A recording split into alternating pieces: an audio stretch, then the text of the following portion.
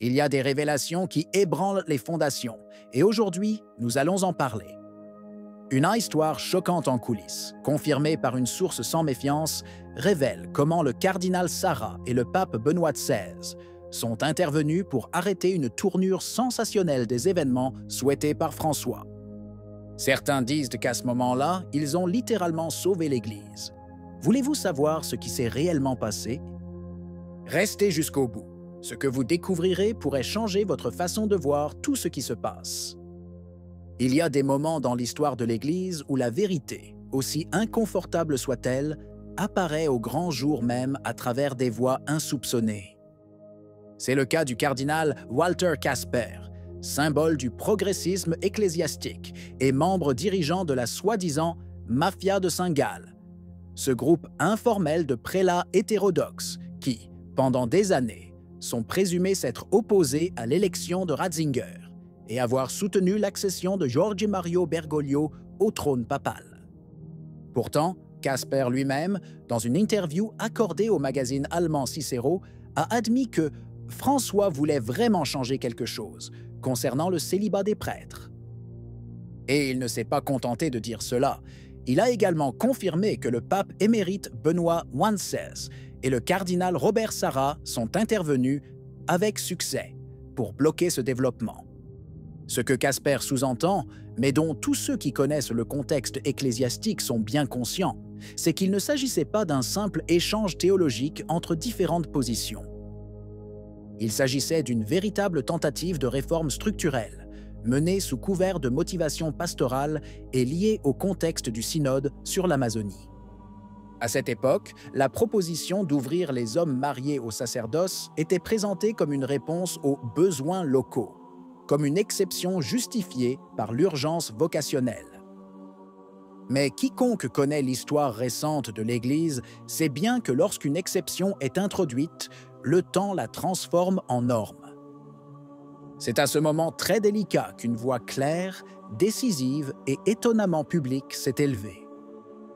Benoît XVI, désormais retiré du pontificat, mais toujours point de référence pour des millions de catholiques dans le monde, avec le cardinal africain Robert Sarah, a choisi d'intervenir non pas avec une déclaration impromptue, mais avec un geste théologiquement et pastoralement articulé, un livre. Une œuvre qui devait représenter un point fixe, un barrage, et qui a au contraire ouvert un véritable tremblement de terre dans les murs du Vatican.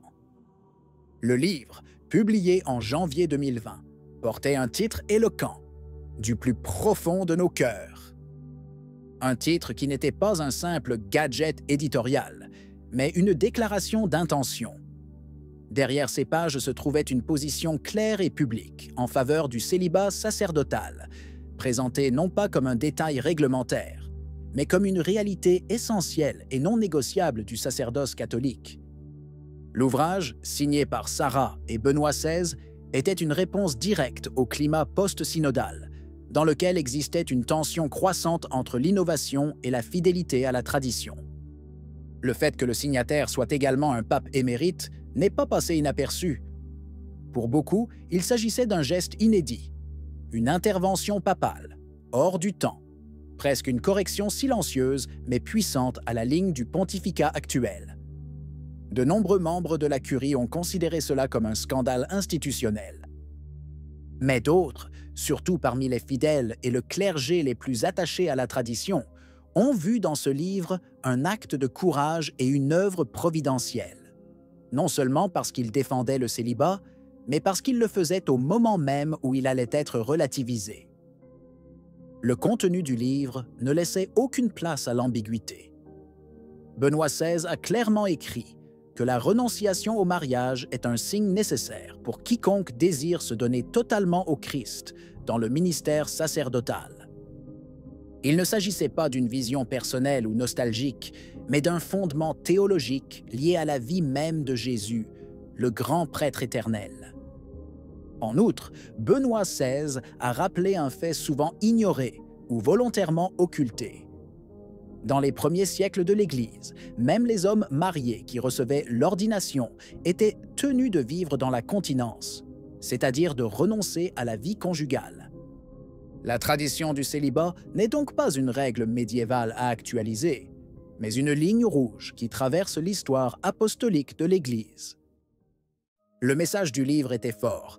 Introduire une exception au célibat même dans certaines régions aurait signifié, de fait, ouvrir une brèche irréparable.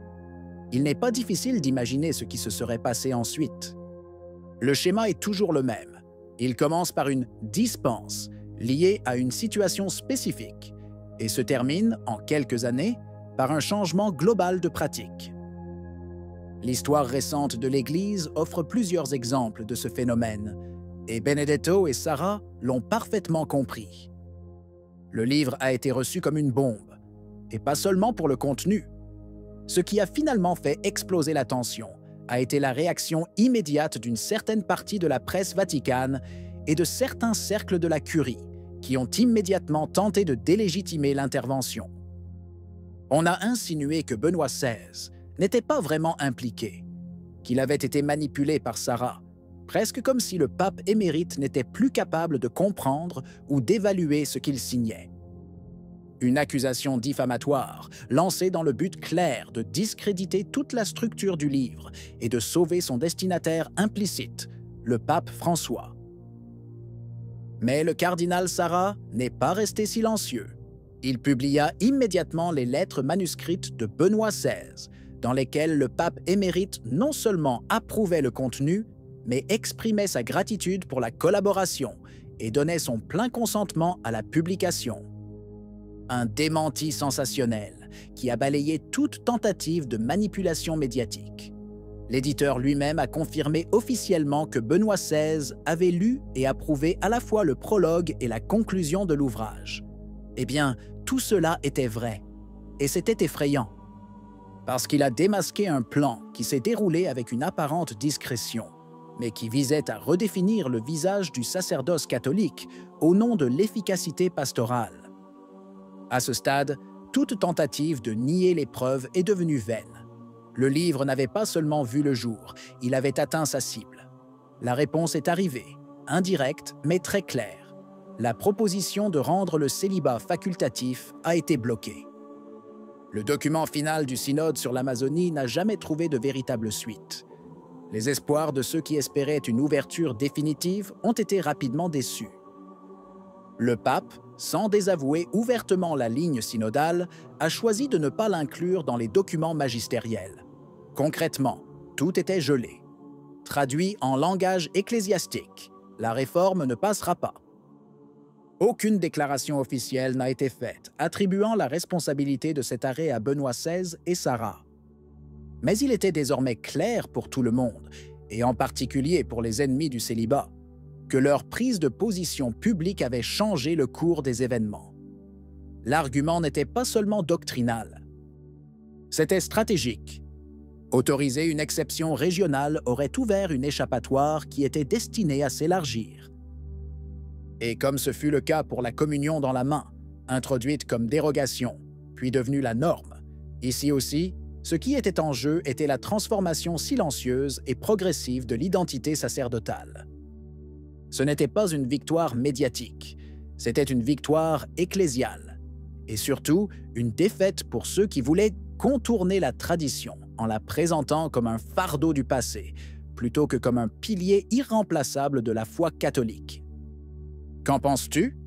Si vous avez aimé la vidéo, commentez « Amen ». Que Dieu vous bénisse.